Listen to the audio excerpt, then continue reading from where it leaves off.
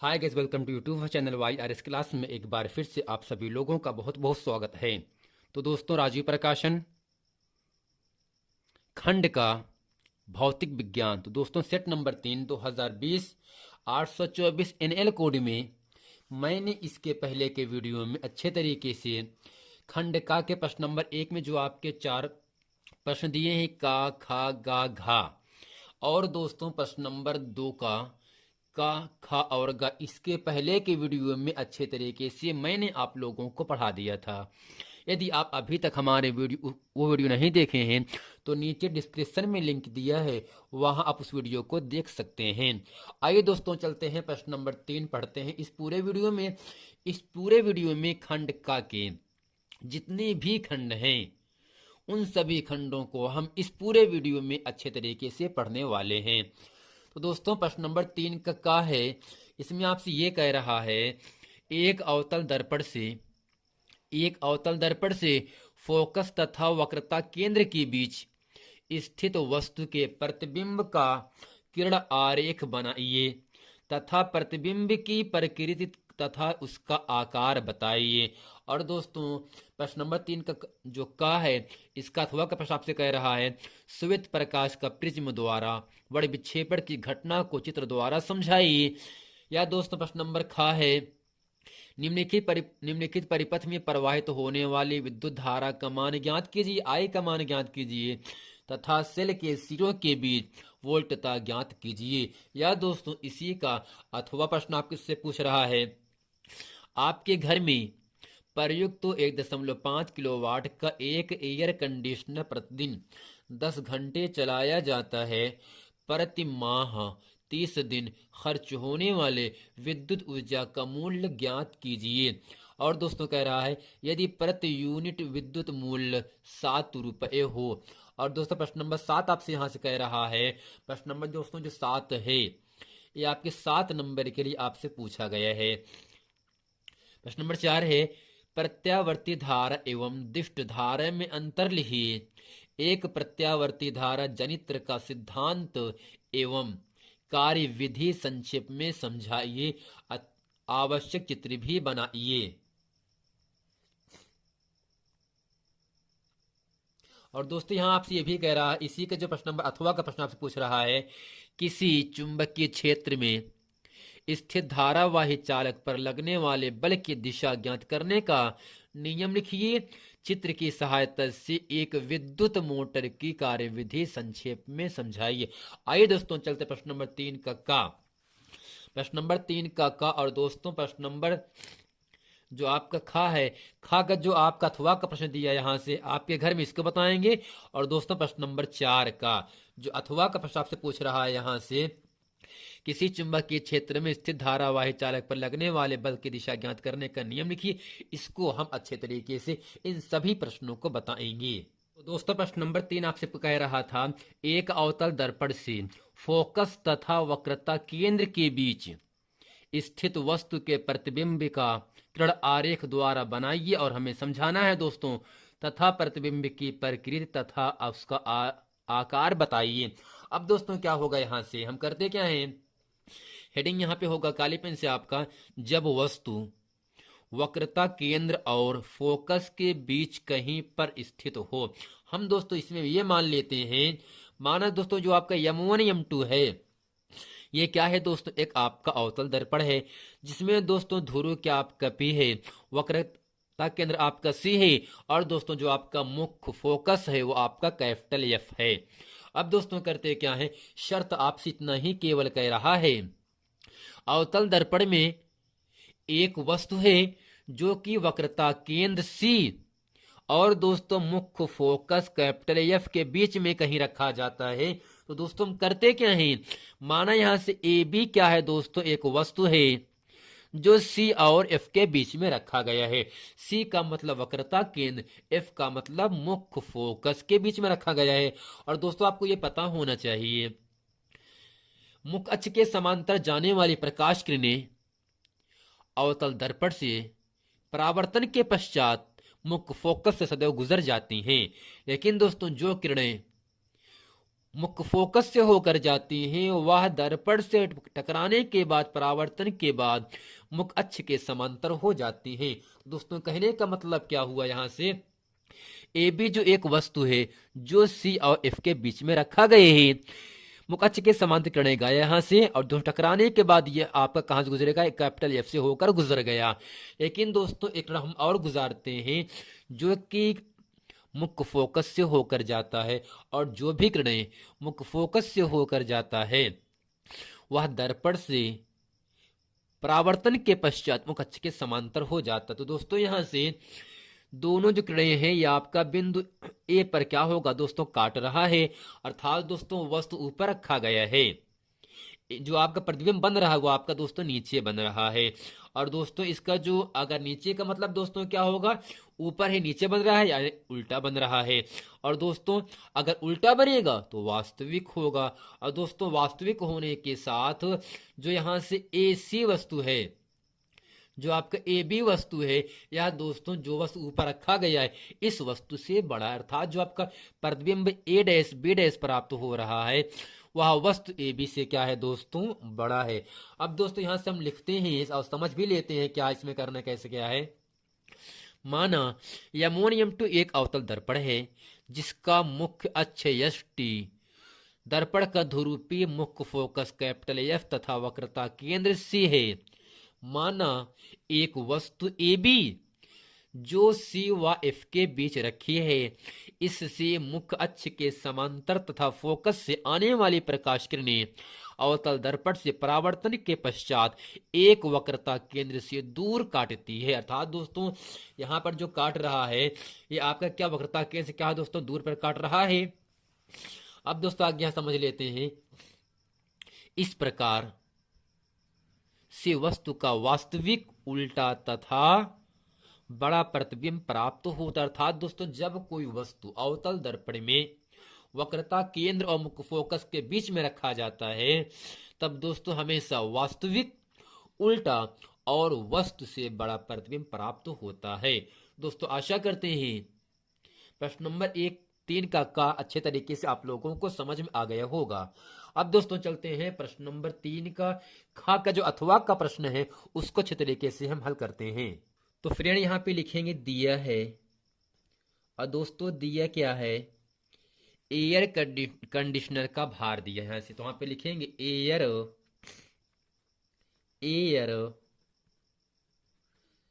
Conditioner का भार, conditioner का भार, अर्थात उसे भार कितना दिया है 1.5 किलोवाट दिया है।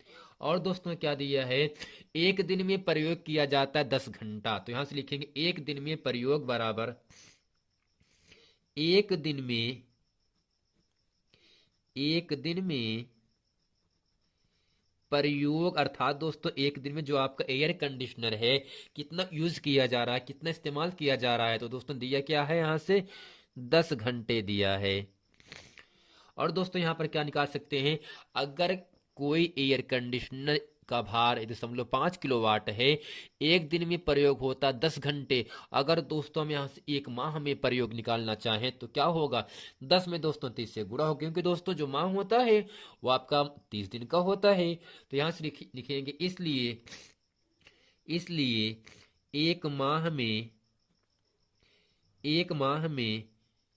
माह में प्रयोग दोस्तों क्या होगा यहाँ से, तो इस 10 का गुणा दोस्तों हो जाएगा यहाँ से 30 में, और होगा 30 धाम दोस्तों होता है 300 घंटे। अर्थात दोस्तों एक महीने में जो एयर कंडीशनर है उसे 300 घंटे चलाया जाएगा। दोस्तों आपको दिया क्या है, यदि प्रति यूनिट विद्युत का मूल्य 7 रुपया है। अब दोस्तों यहां से हम ये निकाल लेते हैं कुल खर्च कितना है। अगर कोई एयर कंडीशनर एक दिन में प्रयोग 10 घंटे हो रहा है तो एक माह में जो प्रयोग किया जाएगा वो आपका 300 घंटे का होगा। अगर दोस्तों कुल विद्युत खर्च निकालना चाहें, अब करते क्या है दोस्तों, यहां से लिखेंगे इसलिए कुल विद्युत खर्च, इसलिए कुल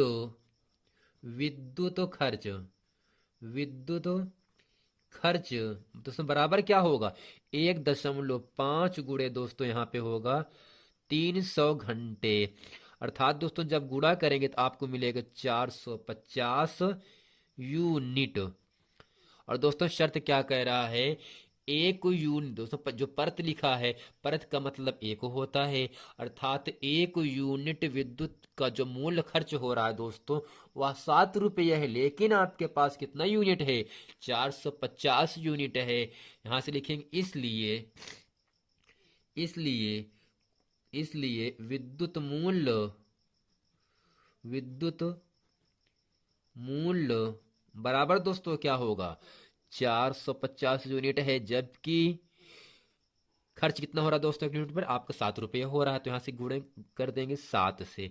अब दोस्तों क्या होगा, यहाँ से 700 7 25 35 हासिल लगा 3 7 चौक 28 3 31, अर्थात दोस्तों 3150 रुपये उस एयर कंडीशनर का बिल आएगा। दोस्तों आशा करते हैं प्रश्न नंबर 3 का जो खा का प्रश्न अथवा का प्रश्न है यह अच्छे तरीके से आप लोगों को समझ में आ गया होगा। अब दोस्तों चलते हैं प्रश्न नंबर 4 का जो अथवा का प्रश्न है, इसको अच्छे तरीके से हम हल करते हैं। तो दोस्तों यहाँ प्रश्न नंबर 4 जो आपका अथवा का प्रश्न आपसे पूछ रहा है वो कह रहा है, निम्नलिखित की दिशा को निर्धारित करने वाला नियम लिखिए। यह दोस्तों आपसे पूछ सकता है किसी विद्युत धारा वाय सीधे चालक के चारों ओर उत्पन्न चुंबकीय क्षेत्र लिखिए। यह आपसे पूछ सकता है किसी चुंबकीय क्षेत्र में क्षेत्र के लंबवत स्थित विद्युत धारावाही सीधे चालक पर आरोपित बल तथा। और दोस्तों यहाँ पूछ सकता है फ्लेमिंग का वाम हस्त नियम लिखिए। जैसा कि दोस्तों 2011, 13, 14, 15 और 16 में ये प्रश्न आपसे पूछा गया है, तो एग्जाम के नजरिए से दोस्तों देखा जाए ये जो प्रश्न नंबर 7 है बहुत ही महत्वपूर्ण प्रश्न है। आइए दोस्तों चलते हैं इस पूरे प्रश्न को अच्छी तरीके से हम आप लोगों को बताते हैं। अब दोस्तों यहाँ से लिखेंगे नंबर 1 में लिखेंगे यहाँ से किसी धारावाही चालक के चारों ओर चुंबकीय क्षेत्र की दिशा को मैक्सवेल के दक्षिण हस्त नियम से ज्ञात किया जाता है। अर्थात दोस्तों किसी भी धारावाही चालक के चारों ओर चुंबकीय क्षेत्र की दिशा को ज्ञात करने के लिए हम जिस नियम का इस्तेमाल करते हैं यूज करते हैं वह दोस्तों नियम क्या होगा, आपका मैक्सवेल के दक्षिण हस्त नियम होता है। अब दोस्तों क्या होगा, इस चित्र को अच्छे तरीके से आप लोगों को समझ लेना है। और दोस्तों यहाँ पे आपको हम ये भी समझा देते हैं, इस नियम के अनुसार यदि धारावाही चालक को दाहिने हाथ में इस प्रकार पकड़ें कि अंगूठा चालक में प्रवाहित धारा की दिशा को निर्देशित करें तो चालक को पकड़ने वाली उंगलियों की दिशा चुंबकीय क्षेत्र की दिशा व्यक्त करता है। अर्थात दोस्तों जो आपका अंगूठा सामने खुला है या दोस्तों क्या होगा, आपका धारा की दिशा को निरूपित करता है। और दोस्तों ये पूरा क्या होगा, आपका जो क्षेत्र होगा ये आपका है चुंबकीय क्षेत्र होता है। अब दोस्तों यहां से जो आपका दूसरा प्रश्न कह रहा था, चुंबकीय क्षेत्र में धारावाही चालक पर बल की दिशा फ्लेमिंग के वाम हस्त नियम से ज्ञात किया जाता है। अर्थात दोस्तों चुंबकीय क्षेत्र में धारावाही चालक पर बल की दिशा हम फ्लेमिंग के वाम हस्त अर्थात बाएं हाथ से ज्ञात कर सकते हैं। अर्थात दोस्तों जो आपका ये उंगली दिख रहा है यह आपको चुंबकीय क्षेत्र की दिशा को निरूपित करता है, और जो नीचे की उंगली है यह दोस्तों विद्युत धारा की दिशा को निरूपित करता है। और दोस्तों यह क्या होगा, आपका चालक पर बल आरोपित की दिशा को निरूपित करता है। अब दोस्तों इसमें लिखेंगे और समझेंगे यहां से, इस नियम के अनुसार यदि बाएं हाथ की प्रथम 3 उंगलियों को एक दूसरे के लंबवत 3 उंगलियों को एक दूसरे के लंबवत इस प्रकार रखा जाए कि तर्जनी चुंबकीय क्षेत्र की दिशा, अर्थात दोस्तों ये जो उंगली है यह दोस्तों कौन सी उंगली है, तर्जनी है। यह किसको निरूपित करता है, चुंबकीय क्षेत्र की दिशा को निरूपित करता है। एवं मध्यमा धारा की दिशा में हो तो अंगूठे की दिशा चालक पर आरोपित बल की दिशा को दर्शाता है या निरूपित करता है। तो दोस्तों यहाँ तीसरा आपसे कह रहा था, चुंबकीय क्षेत्र में गतिशील चालक में उत्पन्न प्रेरित धारा की दिशा ज्ञात करने के लिए फ्लेमिंग के दाहिने हस्त के नियम का उपयोग किया जाता है। इस नियम के अनुसार यदि दाएं हाथ की प्रथम 3 उंगलियां अर्थात दोस्तों अंगूठा सामने, तर्जनी ये उंगली। तीन उंगलियों को एक दूसरे के लंबवत इस प्रकार रखे जाएं कि तर्जनी चुंबकीय क्षेत्र की दिशा एवं अंगूठा चालक में गति की दिशा को दर्शाता है, तो चालक में प्रेरित धारा की दिशा मध्यमा द्वारा सूचित होती है। तो दोस्तों आशा करते हैं फ्लेमिंग के बाएं हाथ और दाएं हाथ का नियम किस किस को प्रदर्शित करता है इसको अच्छे तरीके से आप लोगों को समझ में आ गया होगा। अब दोस्तों इसी में एक प्रश्न और जुड़ा है, वो आपसे क्या पूछ रहा है, इसमें यह कह रहा था चित्र की सहायता से एक विद्युत मोटर की क्रिया विधि संक्षेप में समझाइए। अब दोस्तों हेडिंग करते यहां से हैं इसके उत्तर में विद्युत हीटर। क्या दोस्तों हेडिंग करते हैं विद्युत हीटर। इसमें दोस्तों लिखेंगे विद्युत मोटर एक ऐसा साधन है, एक ऐसा यंत्र है जो विद्युत ऊर्जा को यांत्रिक ऊर्जा में बदलता है। अर्थात दोस्तों जो आपका विद्युत मोटर होता है वह एक ऐसी युक्ति होता है जो विद्युत ऊर्जा को यांत्रिक ऊर्जा में कन्वर्ट करता है, बदलता है। अब दोस्तों यहां से हेडिंग करते हैं सिद्धांत, यानी ये किस पर कार्य करता है, कैसे। जब किसी कुंडली को चुंबकीय क्षेत्र में रखकर उसमें धारा प्रवाहित किया जाता है तो कुंडली पर एक बल युग्म कार्य करने लगता है, एक बल कार्य करने लगता है जो कुंडली को उसकी अक्ष पर घुमाने का प्रयास करता है। यदि कुंडली अपनी अक्ष पर घूमने के लिए स्वतंत्र हो तो वह घूमने लगती है। अब दोस्तों हेडिंग करते हैं क्रिया विधि, यानी ये किस प्रकार से काम करता है। इसमें लिखेंगे जब बैटरी से कुंडली में विद्युत धारा प्रवाहित करते हैं तो फ्लेमिंग के बाएं हाथ के नियम से कुंडली की भुजाओं ए बी तथा सी डी पर बराबर परंतु विपरीत दिशा में दो बल कार्य करने लगते हैं। अर्थात दोस्तों जो पूरा आपका चित्र सामने आपका पूरा बना है, इस चित्र को अच्छे तरीके से आप लोगों को भी बना लेना है। एग्जाम में दोस्तों विद्युत मोटर विद्युत जनित्र दो में से एक प्रश्न आपको हर हाल में 7 नंबर के लिए पूछा जाएगा। अब दोस्तों यहां से हेडिंग कर लेते हैं विभक्त वलय का महत्व। अभी तो इसमें समझेंगे और लिखेंगे विभक्त वलय का कार्य कुंडली में प्रवाहित धारा की दिशा को बदलना है। जब कुंडली आधा चक्कर पूर्ण कर लेती है तो विभक्त वलयों का पुरुषों से संपर्क समाप्त हो जाता है और विपरीत पुरुषों से संपर्क को जुड़ जाता है। और दोस्तों इसके साथ साथ ये भी हम समझ लेते हैं यहां से इसके फलस्वरूप कुंडली में धारा की दिशा सदैव इस प्रकार बनी रहती है कि कुंडली एक ही दिशा में घूमती रहे। तो दोस्तों आशा करते हैं विद्युत मोटर की कार्यविधि संक्षेप में अच्छे तरीके से आप लोगों को समझ में आ गया होगा।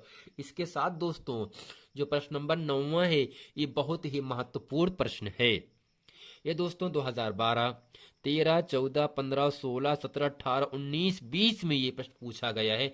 और दोस्तों प्रश्न है क्या, प्रत्यावर्ती धारा जनित्र सिद्धांत संरचना एवं कार्य विधि समझाइए। या दोस्तों आपसे पूछ सकता है चुंबकीय प्रेरक के सिद्धांत पर आधारित एक डायनेमो का सचित्र कार्य विधि समझाइए। या दोस्तों आपसे ये भी पूछ सकता है प्रत्यावर्ती धारा विद्युत जनित्र का कार्यकारी सिद्धांत क्या है, इसकी रचना एवं कार्य विधि का चित्र बनाकर स्पष्ट व्याख्या कीजिए।